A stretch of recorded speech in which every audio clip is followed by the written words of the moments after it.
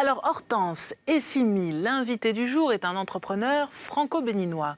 Après avoir grandi au Sénégal, au Cameroun et en Centrafrique, il démarre sa carrière dans la télévision et le cinéma à l'international. Inspiré par l'émergence de Nollywood, ce phénomène du Nigeria, il décide de promouvoir ses films avec le festival Nollywood Week qui célébrait cette année sa 7e édition. Vous l'avez deviné, notre invité est... Serge Nukwe. Wow.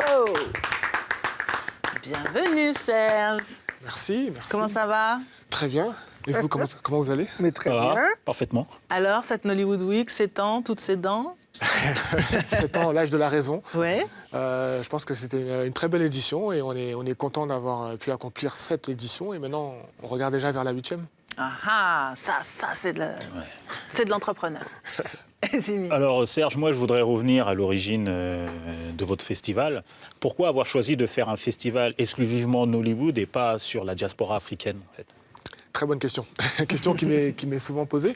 Et c'est vrai que je pense que Nollywood, enfin le Nigeria de manière générale, c'est tellement grand, c'est tellement divers, c'est tellement important que ça mérite une place à elle toute seule. Et c'est pas, l'idée n'est pas de marginaliser la production du Nigeria, mais au contraire, c'est plutôt de la valoriser et de lui donner plus de visibilité.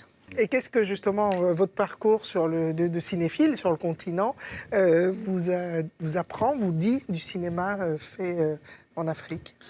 Alors, moi, j'aime beaucoup parler au pluriel pour les cinémas en Afrique parce que je pense qu'il y a beaucoup de choses très différentes qui se passent de l'Est à l'Ouest du continent et même parfois juste en Afrique de l'Ouest, il y a des choses très différentes. Donc j'aime parler des cinémas d'Afrique et le cinéma Nollywood en particulier, il a cet aspect d'être très direct. Il parle aux gens directement, j'ai envie de dire.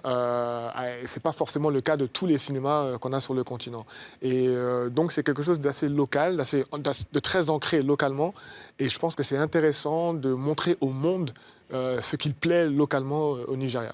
Et localement, mais avec combien de millions de spectateurs? Voilà, c'est local, mais on parle de centaines de millions, donc c'est important. Tout de suite, ça pèse. Et Serge, parmi les films de votre 7e édition figure Knockout Blessing de Darry O'Layton, si je prononce bien son nom. Ouais. Qu'est-ce qui vous a donné envie de présenter ce film aux spectateurs francophones? Une certaine ambition dans le scénario, une certaine vision assez décalée, c'est un peu de l'humour noir, satirique, etc. Et ça, je trouvais que c'était une vision intéressante, parce que souvent en Hollywood, on a tendance à stéréotyper ce qu'est Hollywood, et on a tendance à dire que les réalisateurs se focalisent sur des histoires très basiques, des histoires d'amour, de tromperie, de sorcellerie, etc.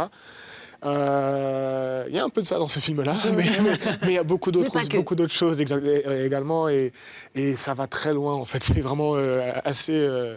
on pourrait trouver ça soit tiré par les cheveux, soit génial. Donc, on regarde la bande-annonce. Allons-y.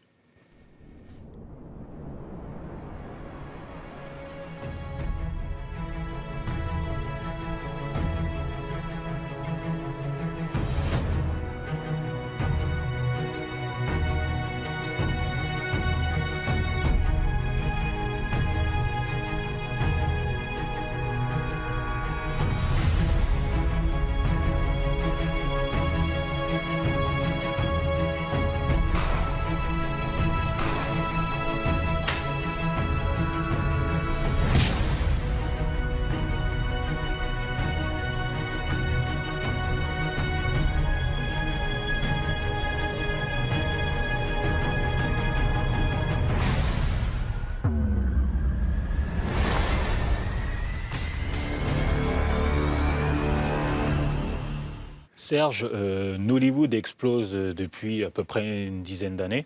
Comment jugez-vous son évolution aujourd'hui ? Je pense qu'il y a une évolution qualitative qui est indéniable. D'ailleurs, les grands festivals maintenant s'y intéressent. Par exemple, Toronto, qui a sélectionné à plusieurs reprises des films de Nollywood. Qui a fait un focus sur Lagos, d'ailleurs. Oui, il y a 3 ans, en 2016. Donc il y a une évolution qui est indéniable. Et puis ensuite, comme je le disais tout à l'heure, c'est vraiment les histoires, le type d'histoire qui est raconté qui s'élargit maintenant. On n'est plus dans un spectre restreint. On a toutes sortes de genres, toutes sortes d'histoires. Et il y a une ambition qui est nouvelle, j'ai envie de dire, dans la manière dont les histoires sont racontées.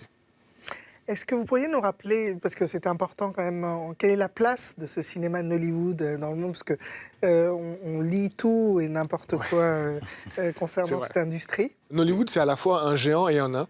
C'est vraiment les deux à la fois. C'est-à-dire que c'est le deuxième plus gros producteur au monde en termes de quantité de films produits. Après l'Inde et avant Hollywood. Exactement.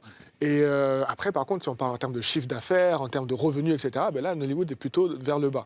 Donc, il y a encore une marge de progression assez importante, on va dire, pour cette industrie de ce côté-là. Mais il y a une dynamique qui est positive, parce qu'il y a des salles de cinéma qui se créent au Nigeria quotidiennement. Il y a de nouveaux complexes, des multiplexes qui sortent de terre. Et il y a une consommation et un appétit localement par les Nigérians pour les films locaux, ce qui est assez rare d'ailleurs de partout dans le monde. C'est-à-dire que partout dans le monde, on préfère les films américains à son cinéma national. Mais au Nigeria, de plus en plus, les films américains et les films nigérians sont à 50-50, voire 60-40 parfois pour les Nigérians. Donc c'est quelque chose d'assez important. Alors il y a finalement assez peu d'entrepreneurs qui prennent à bras le corps le fait de promouvoir des films sans en réaliser eux-mêmes. Si je ne me trompe pas, vous n'êtes pas cinéaste, vous n'êtes pas producteur ou pas encore? Pas encore. Ça travaille, toujours. Quel conseil donneriez-vous finalement à celles et ceux qui nous regardent et qui aimeraient monter un festival? Beaucoup de courage.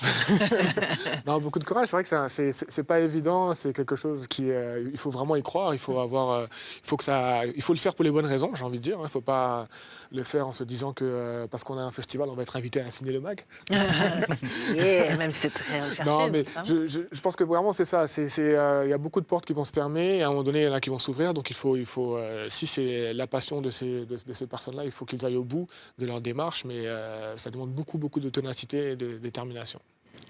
En voilà un devant nous. Merci Serge.